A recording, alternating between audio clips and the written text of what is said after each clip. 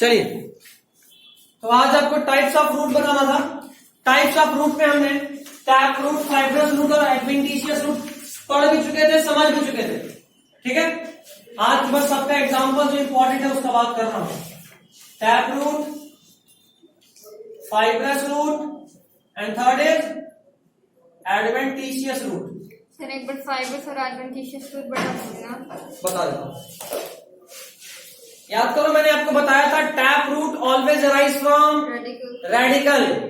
तो अगर ऐसा कोई रूट है जो रेडिकल से डायरेक्ट अराइज कर रहा है, रेडिकल से डायरेक्टली अराइज कर रहा है और उसके बाद उससे सब ब्रांचिंग निकला है, इस तरह के रूट को क्या बोलते हैं?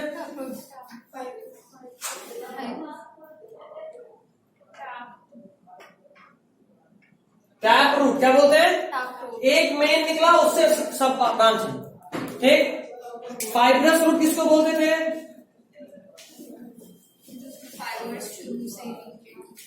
फाइब्रस रूट उसको बोलते हैं जब एक मेन रूट निकला लेकिन ये शॉर्ट लिव्ड है। कैसा है?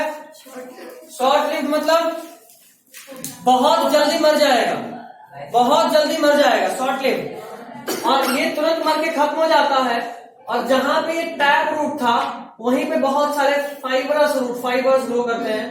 This is known as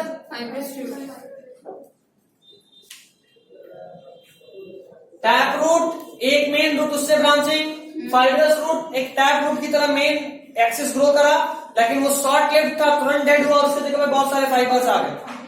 minded tap root and fibrous root both arise from radical of seed. ठीक। एडवेंटिशियस रूट वैसा रूट जो root which grow from any part other than radical. Radical नहीं होना चाहिए, इसको छोड़कर कोई भी पार्ट ऑफ प्लांट से अगर रूट ग्रो कर रहा है तो आपको क्या बोलोगे? क्या बोलोगे? Adventitious root. ठीक है, जैसे एग्जांपल भी मैंने दिया था, बैनियन ट्री में ग्रो करता है ना? हाँ, ब्रांच से निकलता है और जैसे ही मिट्टी में टच होगा वो रूट में कन्वर्ट हो जाएगा। तो this is an example of adventitious root. कोई डाउट नहीं? चलिए, टैप रूट का एग्जांपल इज मस्टर्ड। आप लोग अपना कलरफुल पेन निकाल लीजिए क्योंकि वहां सब ब्लैक एंड व्हाइट है। हम चाहेंगे कुछ को आप कलर अंडरलाइन कीजिए, अंडरलाइन तो नहीं बट आप कलर कर लीजिए क्योंकि कलर कोडिंग हमेशा ही काम देता है। हर वो एग्जांपल जो एनसीईआरटी का होगा, हर वो एग्जांपल जो एनसीईआरटी का होगा मैं उसे रेड से अंडरलाइन करने बोलूंगा। ठीक है। फर्स्ट मस्टर्ड, टैप रूट का एग्जांपल मस्टर्ड। खूब पूछता है नीट में ये सब। मस्टर्ड। फाइब्रस रूट का example wheat and adventitious root का example grasses, monster, banyan. Grasses, monster, banyan plant का नाम है। मॉन्स्टेरा, ग्रास, मॉन्स्टेरा और बनियान, तीन प्लांट। तो mustard is tap root, wheat is fibrous root and grasses, monstera और बनियान इसमें एडवेंटिशियस। तो पांच एग्जांपल तो ये 3 लाइन में हो गया। बताया भी था 200-250 एग्जांपल है। तो डरना नहीं, डरना मना है, यहाँ डरते चलना। एक सजेशन है, अगर कर पाओ तो आज से ही कर लेना तो थोड़ा आसान होगा, तो लास्ट में बड़ा मुश्किल हो जाता है। एक या 3-4 A4 साइज पेपर लेना। ठीक है, उस A4 साइज पेपर में सिर्फ और सिर्फ इंपॉर्टेंट पॉइंट, जैसे इसमें भी है लेकिन तुम्हारा मेन होना चाहिए एग्जांपल। जैसे टाइप ऑफ, एक हेडिंग बना टाइप, यहां पर रूट, टाइप ऑफ रूट, पाला टैप रूट क्या होता है आपको ये नहीं, सिर्फ एग्जांपल लिखना है। फाइब्रस रूट एग्जांपल और एडवेंटिशियस रूट एग्जांपल। और वही एग्जांपल जो या तो हम बोले एनसीईआरटी का है या हम बोले एनसीईआरटी का नहीं, लेकिन बहुत ज्यादा इंपॉर्टेंट है भाई साहब, इसको हम अंडरलाइन कराएंगे रेड से, मतलब कलर कोडिंग रेड मतलब नीट वाला था। ठीक, उसी को लिखना क्योंकि 250 छोड़ो 100 एग्जांपल भी अगर होगा ना तो उसके बाद दिमाग में सब खिचड़ी बनेगा। ग्रास, टैप था, फाइब्रस था, एडवेंटिशियस था, एकदम मिक्स हो जाएगा। उसको रिवीजन बड़ा खोजता है, इसलिए एक बना लेना A4 size. Next is modification of root. Root का बहुत सारा मॉडिफिकेशन होता है। 3 मॉडिफिकेशन आपको पढ़ना है मेनली। पहला स्टोरेज, दूसरा रेस्पिरेटरी, ये सब टैप रूट का मॉडिफिकेशन है। ठीक है, टैप रूट का दो मॉडिफिकेशन, पहला स्टोरेज और दूसरा रेस्पिरेटरी। टैप रूट के मॉडिफिकेशन का मतलब ये कि टैप रूट ऐसा जगह पे जहां वो फूड स्टोर करने के लिए मॉडिफाई कर गया है। टैप रूट है, काम मेनली क्या था, एंकरेज, वाटर एब्जॉर्प्शन, यही सब काम होता है रूट का। लेकिन टैप रूट का दो मॉडिफिकेशन नंबर 1 जहां पे कि वो फूड स्टोरेज के लिए मॉडिफाई कर गया, और नंबर 2 जहां पे कि वो रिस्पायरेशन के लिए मॉडिफाई करा है। किसके लिए? रिस्पायरेशन। स्टोरेज में 3 है, नैपिफॉर्म, फ्यूजिफॉर्म और कोनिकल। कितना? 3, नैपिफॉर्म, फ्यूजिफॉर्म और कोनिकल। एग्जाम्पल से समझते चलो, याद करना आसान रहेगा। नैपिफॉर्म का एग्जाम्पल है टर्निप और बीटरूट। देखा, दोनों टर्निप को अंडरलाइन कीजिए, बीटरूट को छोड़ दीजिएगा, वैसे है इंपॉर्टेंट। बीटरूट, इसका साइंटिफिक नेम ज्यादा पूछता है, बीटा वल्गैरिस। मत करो, एनसीईआरटी नहीं है लेकिन बहुत इंपॉर्टेंट है। इसको ग्रीन या सेकंड इंपॉर्टेंट मार्क कर सकते हो, इंपॉर्टेंट मार्क कर लो, लेकिन रेड लाइन मत करो। कोई नहीं, एक एग्जांपल इसका होता है, क्या देखा। टर्निप का साइंटिफिक नेम ब्रासिका। आपको साइंटिफिक नेम भी रटना है, कम से कम उसका पहला नाम ब्रासिका, क्योंकि ऑप्शन में कई बार टर्निप के बजाय ब्रासिका लिख देगा। एक बार हम एक एमसीक्यू से दिए भी थे ना, अच्छा नहीं 10th में दिए थे, फंसा दिए थे। खैर कोई नहीं, तुम लोगों को फिर फंसाएंगे टेस्ट में, अभी नहीं बताऊंगा, नहीं बताया तो फिर सीधा टेस्ट में मिलेगा। ये कंप्लीट हुआ तब ना, दो एनाटॉमी के साथ देंगे इसका टेस्ट। अभी टाइम एटलीस्ट नहीं, छोटा चैप्टर है, ज्यादा निकले नोट हमारे पास 5 क्लास इसके लिए सोच कर रखे हैं। आज थर्सडे, सैटरडे। अच्छा, क्लास का फ्रीक्वेंसी रिड्यूस करूंगा, बोला था ना, याद है? क्या? क्लास का फ्रीक्वेंसी रिड्यूस करूंगा। वीक में 2 क्लास होगा अभी, 1 वीक तक, उसके बाद फिर 1 ऑनलाइन, 1 फिजिकल, और फिर 2 वीक छुट्टी, उसके बाद 6 दिन क्लास। याद है ना, बोले थे? याद है? हाँ, बट अब 6 दिन नहीं बोले थे, 6 दिन दिन वाला नहीं बोले थे आप। सब ग्रुप बस देखते रहना, 6 दिन वाला नहीं बोले थे, कोई नहीं, इसलिए क्योंकि फिर मेरा नीट आ रहा है ना, तो लास्ट में 2 वीक तो पूरा छुट्टी मारेंगे, उसके बाद फिर फ्री हो जाएंगे पूरा, तो 6 दिन पढ़ेंगे, क्या दिक्कत है, हम बहुत फ्री आदमी। आपका कॉलेज नहीं रहेगा? कॉलेज रहेगा, ऑनलाइन क्लास के लिए कौन होगा?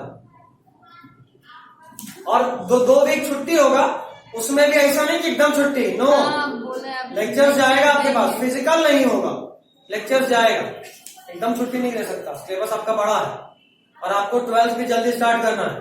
सर फिजिक्स के टीचर, हाँ बोले तो क्या, आज बात करूंगा, आज 6 बजे उनको बुलाया हूँ। 11th के एग्जाम से खास कोई फर्क पड़ता, अप्लाई हो तब सर एग्जाम देगा भी नहीं। किसके थ्रू? गूगल के थ्रू? वाह, तब तो तुम्हारे पास कॉपी पहुंचेगा, क्वेश्चन पेपर पहुंचेगा, और घर पे लिख के वापस स्पीड कोर्स कर देना। खैर ठीक है, हो गया। नेक्स्ट, अब नैपिफॉर्म का एग्जांपल देखो, क्या है? टर्निप। कोई टर्निप देखा है? टर्निप नहीं देखे हो तो डायग्राम देख लो, दिख रहा है टर्निप का। देखो, हम जो सिखा रहा हूं जैसे याद कर रहा हूं वैसे याद करना, नहीं तो बहुत ज्यादा फंसोगे। एक इसका एग्जांपल है टर्निप, एक इसका एग्जांपल है कैरेट, और एक इसका एग्जांपल है रेडिश। 3 एग्जांपल देख लो, है ना? टर्निप, कैरेट, रेडिश, नैपिफॉर्म, कोनिकल और फ्यूजिफॉर्म, तीनों के एग्जांपल देखो, मिल गया। टर्निप का शेप देखो, ध्यान देना, याद यहीं पे हो जाएगा। टर्निप का शेप ऊपर में गोल, है ना, और अचानक से यहां पे पतला, ऐसा ही था टर्निप, ऊपर में बल्कि अचानक से पतला, ये है फ्यूज, क्या नाम था? नैपिफॉर्म। जरा इसका पढ़ो थ्योरी, नैपिफॉर्म का थ्योरी पढ़ो, क्या लिखा हुआ है? मेरा सोलन ऑन टॉप पे फुला हुआ है, and abruptly tapers at the end. Abruptly मतलब अचानक से पागल की तरह यहाँ एक लाइन में हो गया। ठीक, नेक्स्ट इज कैरेट। कैरेट क्या है? कोनिकल, नाम ही बता रहा है काम। कैरेट कैसा होता है? देखो ऐसा,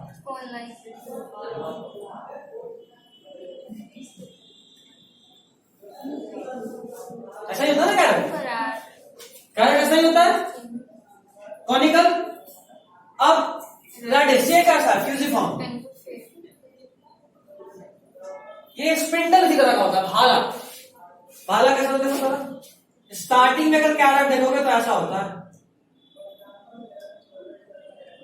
ऐसा शिक्का होता है। हाँ, यहाँ पे भी पतला होता है और इधर भी पतला होता है। देखे कभी? कभी नहीं देखे तुम लोग?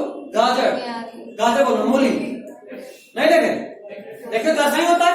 देखो, अगर ऊपर में फूला हुआ नीचे में अचानक से पतला हो गया तब है नैपिफॉर्म। कोनिकल कैरेट और फ्यूजिफॉर्म, ऊपर में भी पतला नीचे में पतला, रेडिस। रह गया? चलो अंडरलाइन कर लो, तीनों एग्जांपल इंपॉर्टेंट है, तीनों बता दिया एक साथ। कैरेट का साइंटिफिक नेम डाउकस कैरोटा और रेडिस का रेफेनस सटाइवस। आपको जेनेरिक नेम कम से कम याद होना चाहिए। दूसरा छोड़ सकते हैं? हाँ, छोड़ सकते हैं। फंसने का चांसेस बहुत कम हो जाता है, फंस सकते हो, लेकिन 99% टाइम्स में नहीं फंसोगे। 1% चांस है कि फंस सकते हो, नहीं, बट 99% अगर बच गए तो उसके लिए बहुत मेहनत भी करना होगा ना। 1% के लिए एक क्वेश्चन एक तरह से आने का चांसेस है, उसमें भी 99% चांस है कि आला से हो जाएगा। तो एक क्वेश्चन का 1% गलती होने का चांस भी नहीं है, तो क्यों रिस्क लें? तो फिर ठीक है, मेहनत क्यों बढ़ाना। ब्रासिका इज, देख लीजिए, डाउकस इज कैरेट। ठीक, चलिए नेक्स्ट इज रेस्पिरेटरी रूट। इसको बोलते हैं न्यूमेटोफोर्स। क्या बोलते हैं? न्यूमेटोफोर्स। एक बात मेरा याद रखना बच्चा लोग, आप लोग एनाटॉमी ऐसे भी पढ़ चुके हैं, टेस्ट के लिए धड़ा धमका के पढ़ाई ली। कितने लोग एनाटॉमी अभी भी नहीं पढ़े? नहीं पढ़े अभी तक? एनाटॉमी भी नहीं पढ़े थे? बुक से पढ़े थे, लेक्चर नहीं देखे। अगर बुक से वाला सब समझ में आ गया तो लेक्चर एक बार लेक्चर भी देख लेना। लेक्चर ज्यादा बड़ा नहीं है, तो 6 लेक्चर का टाइम ज्यादा नहीं, 20 मिनट 15 मिनट 22 मिनट ऐसे लेक्चर। आधा घंटा है, आधा घंटा है, 25 वाला 1 घंटे का। एक लेक्चर लंबा, बाकी सब छोटा सा। हाँ, तो पूरा पढ़ ले, हो गया ना? अच्छा, स्पिरिट देखो, दैट्स द स्पिरिट, मतलब भूत वाला स्पिरिट थोड़ी देखती, कोई स्पिरिट ही घुस गया रात भर जगह। ठीक, सुनो, तो फिर आप लोगों को हम ये बात बताए थे, सुनो इधर, हम आपको ये बात बताए थे एनाटॉमी के लेक्चर्स में कि प्लांट का हर पार्ट अपने लिए अलग अलग रिस्पायर करता है। प्लांट स्टेम से भी रिस्पायर करता है, लेंटिसल से आ रहा है, रूट भी रिस्पायर करता है। प्लांट का हर पार्ट सांस लेता है, सिर्फ लीफ से ही नहीं रिस्पायर करता वो। प्लांट अपने बॉडी के हर पार्ट से रिस्पायर करता है, ठीक है? अभी सुनो, लेकिन इन मार्सी एरियाज, मार्सी मतलब स्वैम्पी, दलदले इलाका, वहां पे मिट्टी इतना, देखो नॉर्मल मिट्टी में घास फूस भी होता है, तो वहां कुछ छोटा छोटा सा पोर्स होता है, छेद होता है, जिससे हवा अंदर जा सके, ठीक है? इसीलिए ह्यूमस का होना सॉइल में बहुत जरूरी है। ह्यूमस जितना ज्यादा, मतलब कि फर्टिलिटी उतना ज्यादा, क्यों? क्योंकि ह्यूमस जितना ज्यादा उतना ज्यादा पोर्स क्रिएट होगा, जितना ज्यादा पोर्स क्रिएट होगा उतना ज्यादा वो रिस्पायर करेगा, और जितना ज्यादा रिस्पायर करेगा प्लांट उतना अच्छा ग्रो करेगा।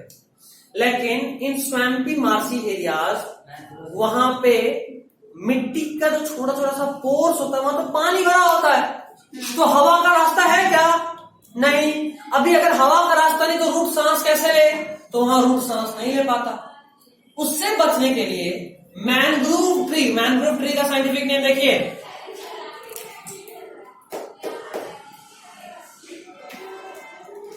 मिला? नहीं मिला? राइजोफोरा दिख रहा है? उसी में देख, राइजोफोरा दिखा होगा, उसी में न्यूमेटोफोर्स में राइजोफोरा दिखा, डबल अंडरलाइन, मिला? कहां ढूंढ रही है फीफा? पहला लाइन में ही है। अरे वहां नहीं, जहां पढ़ रहे थे। मिला? Double underline, NCERT, double underline NCERT, समझ लो। ऐसे तो तीनों ही इंपॉर्टेंट है, इसमें तीनों अंडरलाइन है, लेकिन double underline is NCERT most important. Rhizophora, common name is mangrove, लिख लीजिए राइजोफोरा का कॉमन नेम मैनग्रूव। तो ये जो राइजोफोरा है मैनग्रूव ट्री, इसमें अब भाई इसको स्वैम्पी मार्सी एरिया में ही ग्रो करना है। कैसे ग्रो करेगा? रूट तो सांस लेगा नहीं तो रूट मर जाएगा। तो रूट क्या करता है, मान लो ये सॉइल है, दलदली इलाका, यहां से रूट ऐसे बाहर निकल जाएगा और इस रूट पे बहुत सारे पोर्स होंगे। रूट पे बहुत सारे पोर्स होंगे। इन पोर्स को बोलते हैं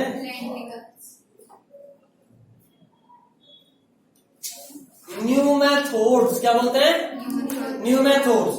पोर्स का नाम है न्यूमैथोड्स। और इस रूट को क्या बोलते हैं? न्यूमैटोफोर्स। मैंग्रोव्स कैसा ट्री होता है? वापस बोलो। मैंग्रोव्स कैसा ट्री होता है? कैसा ट्री होता है मतलब कैरेक्टर से पोस्ट होता है देखने में? हाँ। बड़ा प्लांट होता है, मतलब पीपल टाइप का बड़ा होता है पेड़, और उसका रूट निकलता है, उससे पता होता है तुम्हें। सर्च करने कर लेना ठीक है। खैर, तो इसमें जो पोर्स रहा उसका क्या नाम? न्यूमैथोड्स। जैसे का एक और नाम लेंटिसेल्स भी। इस रूट का एक खासियत है कि it is negatively geotropic and positively phototropic. बुझाया? हाँ। मतलब निगेटिवली जियोट्रॉपिक मतलब जियोट्रॉपिक का नीचे की तरफ रहता है, रूट का नॉर्मल ग्रोथ नीचे होना चाहिए था, पॉजिटिवली जियोट्रॉपिक होना चाहिए था, लेकिन यहाँ अर्थ की ग्रेविटी के अगेंस्ट ग्रो कर रहा है। That is what is called negatively geotropic. Normally root light के अगेंस्ट ग्रो करता है, that is it is negatively phototropic, but in case of pneumatophore it is going towards light, that is it is positively phototropic. बुझाया? हाँ। Good. हाँ, ऐसे 3 plant है, एपिसेनिया, सोनेरिटिया और Rhizophora. Rhizophora is mangrove. एक बार थ्योरी पढ़ लीजिए।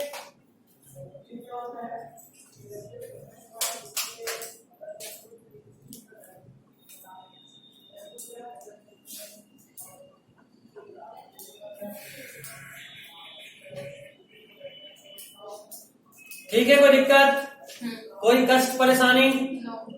क्या बात?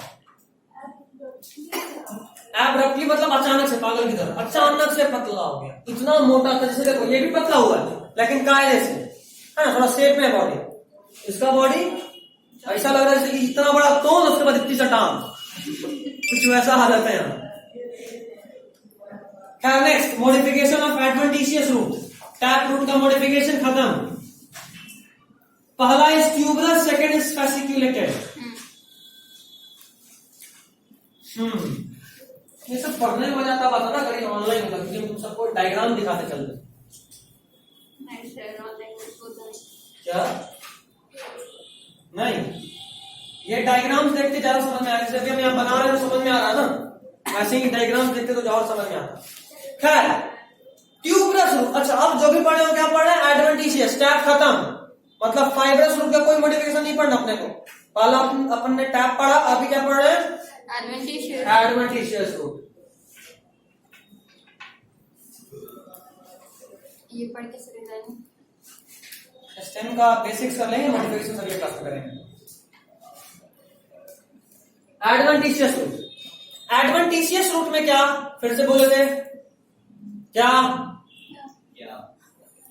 अगर रेडिकल को छोड़ के कहीं भी और से रूट निकला तो एडवेंटिशियस रूट। हाँ। हम बोले क्या, तुम लोग भी क्या पूछना, क्या पूछ रहे हैं? अच्छा ठीक, हमको लगा ये कॉपी करने में चले, हम बोलेंगे क्या तो क्या, तुम लोग पकड़ो, तुम लोग पकड़ो। खैर, पहला is tuberous root, second is fasciculated root. अच्छा, एडवेंटिशियस रूट में भी 2 क्लास है। एडवेंटिशियस रूट जो स्टोरेज में हेल्प करे, और एडवेंटिशियस रूट जो मैकेनिकल सपोर्ट दे।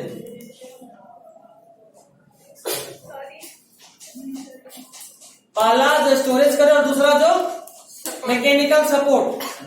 स्टोरेज में 2 आया, नाम बोलो। ट्यूबरस, फैसिक्युलेटेड, और दूसरा इज फैसिक्युलेटेड। यहां बताओ।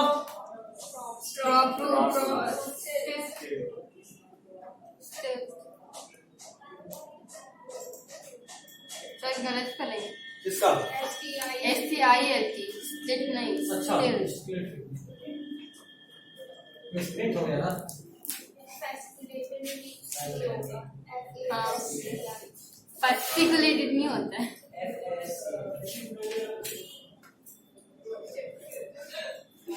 ठीक, आगे देखो, ट्यूबरस रूट का example sweet potato.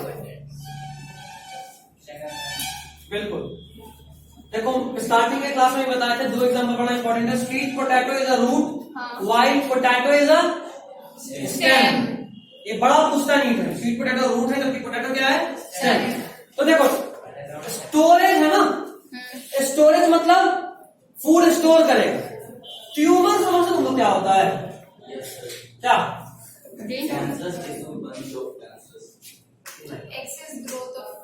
Access growth.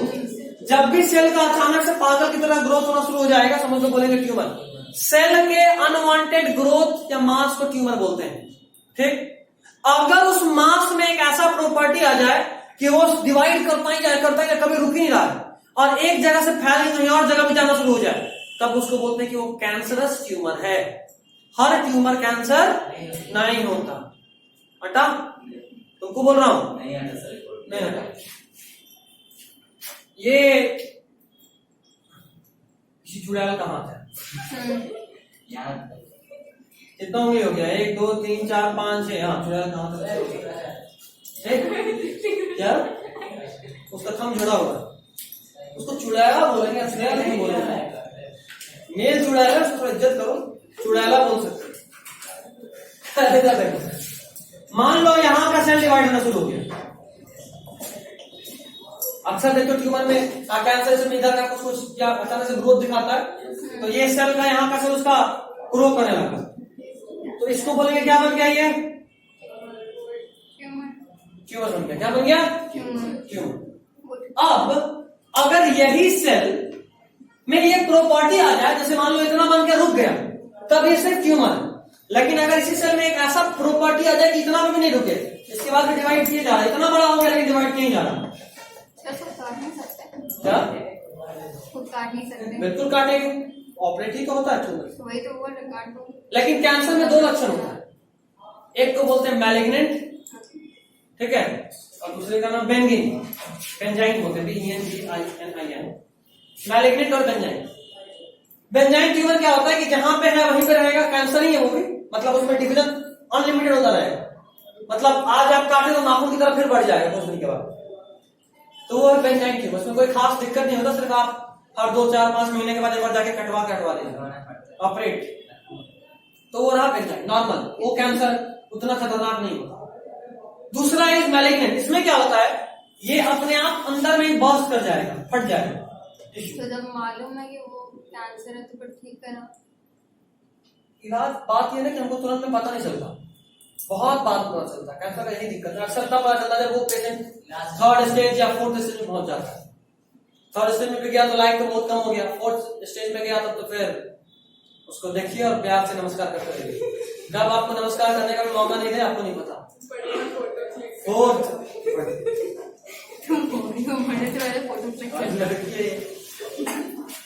खैर ये फट गया, फटा तो सारा सेल अंदर खून में आ गया और ये ब्लड के थ्रू पूरे बॉडी में फैलेगा, और ये सेल बॉडी में जहां जाके चिपकेगा वहां पे भी कैंसर कॉज कर देगा। मतलब मान लो 10 सेल फैला था, एक दिमाग में, एक हार्ट में, एक पेट में, एक और पैर में, एक और कहीं जाके चिपक गया, सब जगह कैंसर। सब जगह कैंसर। ये सब मोस्टली 4th स्टेज में होता है। बताओ बचने का कोई चांस है? सब जगह अंदर अचानक से ग्रोथ चालू हो जाएगा तो कैंसर तो सिम्टम्स नहीं होता है। 12th क्लास में कैंसर का डिटेल में पढ़ाऊंगा, डिटेक्शन कैसे होता है, इलाज क्या करते, सब बताऊंगा। एकदम उधर डॉक्टर बना दीजिए, बस ऑपरेट मत करना। में आज तुम ऑपरेशन करने के छोड़ेंगे, पकड़ लिए तुम, उसका भूत तुमसे बदला लेगा। खैर, तो ट्यूमर समझ गए। सेल का ग्रोथ, यहां भी सेल का ग्रोथ होता है अचानक से, और सेल का ग्रोथ होने के बाद उसमें फूड स्टोर होता है, तो इसको बोलते हैं ट्यूबरस सेल्स। तो किसमें होता है ये? Next is फैसिकुलेटेड। फैसिकुलेटेड में क्या होता है, ये रहा एक सेल, यहाँ पे ग्रोथ एक स्टेम से अचानक से से बहुत सारा रूट में ग्रोथ हो गया। यहां एक ग्रोथ था तो क्या बोले, ट्यूबरस। यहां एक ही साथ बंच में ग्रोथ हुआ तो उसको क्या बोले, फैसिकुलेटेड। ये नॉर्मली होता है एस्पेरेगस, ये सब वही है ना। हाँ, एस्पेरेगस डालिया। चलिए एक बार पढ़ लीजिए थ्योरी, कोई दिक्कत तो बताइए। स्वीट पोटैटो और एस्पेरेगस रेड अंडरलाइन होगा। स्वीट पोटैटो का साइंटिफिक नेम पूरा याद होना चाहिए, इपोमिया बतातास। एस नहीं है यहाँ पे, एस नहीं है, ठीक है, बताता एस बतातास होता है एक्चुअली। अच्छा हाँ, अब बताते क्यों बोल रहे हैं? बताता बताता क्या है। खास बात यहाँ ये कि कई बार इपोमिया लिख देता है ऑप्शन, और कई बार क्या लिखता है आई बतातास। फंस गए, अगर इपोम बतातास नहीं पता कि क्या है, फंस गए। इसीलिए इसका पूरा नाम याद रखना, रेड अंडरलाइन होगा। हमको तो याद था, इसलिए हम अंडरलाइन नहीं किए हैं। एक्चुअली ये चैप्टर हम याद किए थे 2 बार नहीं, 1 बार लीड देने के बाद, इसीलिए तो तुम्हें याद हो गया। इतना एग्जांपल है लास्ट, मतलब हम भी थे कि आराम से हो जाएगा तुम लोग के टाइप, खाक ना हुआ। बाद में खाली एग्जांपल देख के आदमी डर के छोड़ देता, कौन हटेगा दूसरा किसी, बाकी पूरा उतना में तो पूरा बायोलॉजी का एग्जांपल हटा जाएगा इतना खाली चैप्टर में। इसीलिए स्टार्टिंग से अच्छे चलो, क्वेश्चन बड़ा आता था, तो अगली बार मजबूरी में पढ़ना पड़ा। उस वक्त तक इपोमिया बतातास याद हो गया था, इसलिए हम सिर्फ स्वीट पोटैटो अंडरलाइन कर रहे हैं, एनसीईआरटी का है। इपोमिया हमको याद है, इस बार से अच्छे से पढ़ लीजिएगा सर। अभी ये चैप्टर पढ़ाने का यही मकसद ही है कि साथ साथ रिवीजन हो जाएगा, ज्यादा समझदार है। चलो, फैसिकुलेटेड में डालिया उतना इंपॉर्टेंट नहीं है एक्चुअली। ये पहले बड़ा पूछता था डालिया, प्रीवियस में डालिया दिख जाएगा क्या। हाँ, फूल का नाम है, हाँ, ठीक है। डालिया फूल का नाम है बिल्कुल। और उसका जो रूट होता है ना, उसमें भी ये फैसिकुलेटेड रूट मिलता है, क्या फूड स्टोर करता है डालिया। ये अलग बात है, हम लोग उस फूड को खाते नहीं, लेकिन फूड स्टोर करता है डालिया वहां। उसका डालिया अब नीट में उतना पूछने का चांसेस नहीं, क्योंकि एनसीईआरटी में आप पूछेगा तो एस्पेरेगस पूछेगा, ओके सर, नेक्स्ट ठीक है। लेकिन फिर भी आप डालिया को सेकंड इंपॉर्टेंस देके मार्क कर लीजिए, ठीक है। Next is adventitious root, prop root और स्लिट रूट। प्रॉप रूट का एग्जांपल बैनियन ट्री है। आपको यूं ही समझ में आ गया होगा कि किस रूट का बात कर रहे हैं। वैसा रूट जो ब्रांच से निकले, आराम से आए, जैसे ही जमीन में सटे वहां पर रूट ग्रो कर दे, और ताकि मैकेनिकल सपोर्ट से प्लांट का भार उठाने में मदद करे। सर यहाँ पे ओल्ड बैनियन ट्री लिखा था, तो कुछ फर्क पड़ता है अगर न्यू? बिल्कुल फर्क पड़ता है, नया में नहीं होता ना, नया में प्लांट छोटा होता है तो उतना जरूरत नहीं होता है। जैसे जैसे प्लांट बड़ा होता है वो फैलता जाता है। बैनियन ट्री का डायग्राम फोटो बोलते हैं, फोटो कुछ ऐसा बनेगा। सर इसका साइंटिफिक नेम याद करना है। हाँ, फिकस फाइकस। देखो, 2 यहाँ पे कंफ्यूज करता है, एक होता है FICUS, एक होता है FUCUS, 2 होता है। फाइकस इज बैनियन, और फ्यूकस में तुमको पढ़ना है प्लांट किंगडम वाले चैप्टर में, वो एक एल्गी का नाम है, ठीक है। ये भी रखना है एनसीईआरटी में। तो प्रॉब्लम ये होता है कि आपको पहला ऑप्शन रहेगा फ्यूकस, और आपको से टिक मार के निकाल लीजिए, जियो पार्टी। बैक्टीरिया नहीं, एल्गी। एल्गी प्लांट होता है, बैक्टीरिया नहीं होता। फ्यूकस और फाइकस नहीं, कंफ्यूज करता लास्ट में, डायरेक्ट एक आई और सी का मतलब सॉरी यू का है। देखो, ये बचपन का बैनियन ट्री है, नन्ना मुन्ना प्यारा था, तो इसका तो वजन आराम से तना उठा लेगा। लेकिन जैसे से बड़ा होगा तो ये ऐसा होगा और ये ऐसा हो जाएगा एकदम इधर से। अभी इसका वजन कौन उठा, यहाँ वाला तो उठा लिया, लेकिन यहाँ पे इसको सपोर्ट चाहिए होता है, पिलर। तुमको तो पिछले बार नहीं पता था, आप बताए पूछी थी नहीं, हमें वादन कर लिए यार, अभी समझ गए। हाँ। Old banyan tree. Next is split root. कोई कभी गन्ना के खेत में घुसा है गन्ना चुराने? घूमने का क्या चीज है, खेत है बस। गन्ना के खेत में कौन सा वहां पे कुछ मतलब प्रोग्राम थोड़ा चल रहा होता है कि गन्ना के खेत में देखने जा रहे हैं।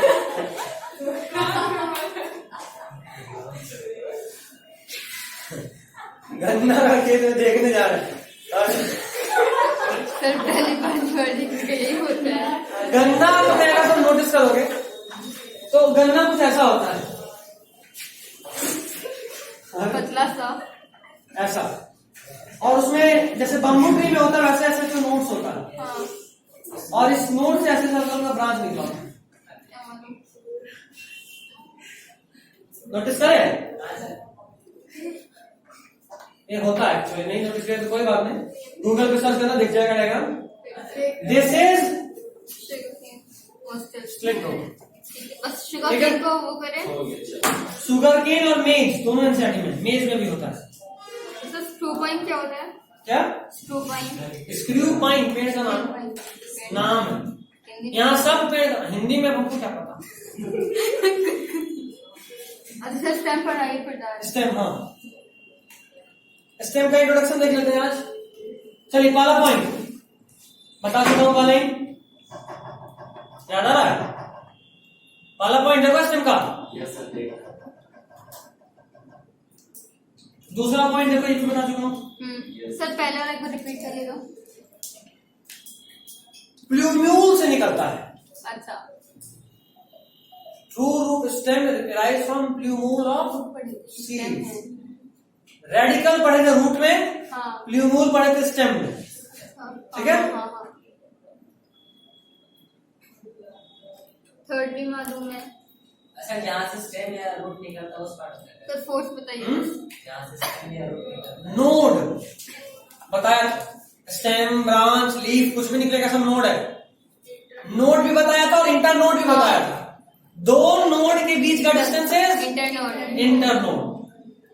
तो फोर्थ बताइए।